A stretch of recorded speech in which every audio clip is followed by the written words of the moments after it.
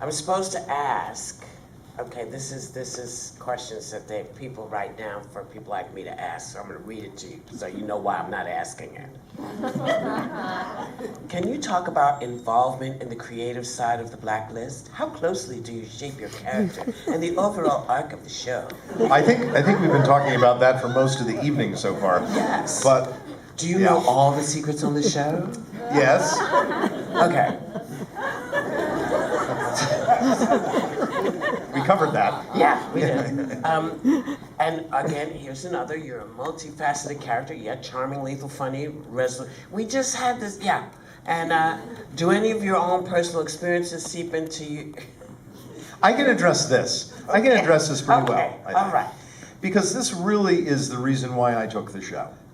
And that is, you know, when you're looking for, I learned on The Practice, which was a great sort of way to slide into doing what ended up being, I think, I don't know, 6 or 7, 6.5 or 7 seasons or something like that of Boston Legal. Or maybe that's including The Practice. But anyway, a stretch for me, who was just used to doing films. You know, the way I slid into that was that I was, as I said, I was playing a character that didn't need to last. It was only going to last a year, you know. But it became very clear to me in doing Boston Legal was that you really, for me, just for me, to sustain me over a period of time, I can't be just doing this one thing. It just doesn't.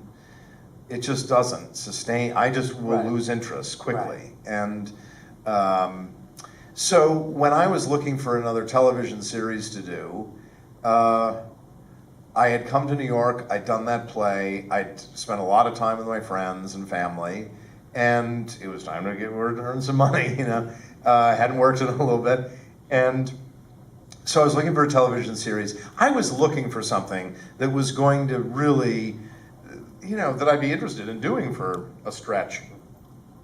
And that means it can't just be a comedy and that's it. Right.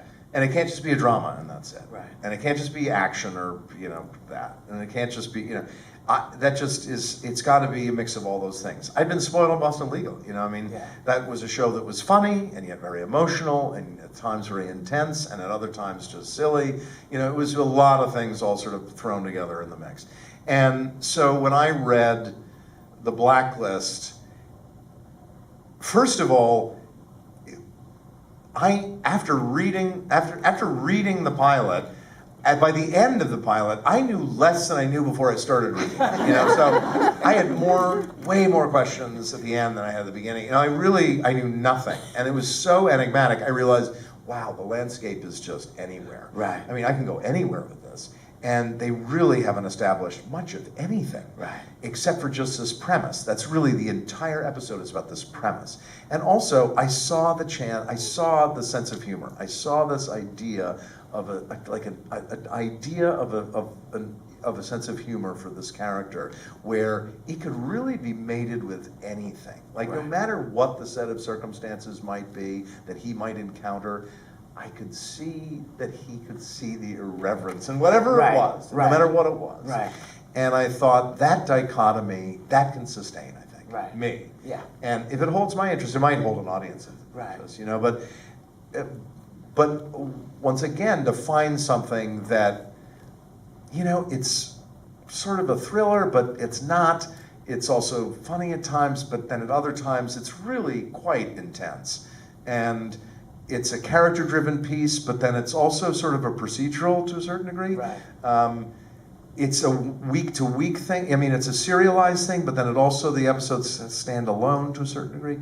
So when I read all of that, I thought, fantastic. That really fits the bill for that. Right. But then also, I was living in Los Angeles, and I needed to move to New York. And the show was set in New York. So perfect. Yeah, perfect. You know. Perfect. So now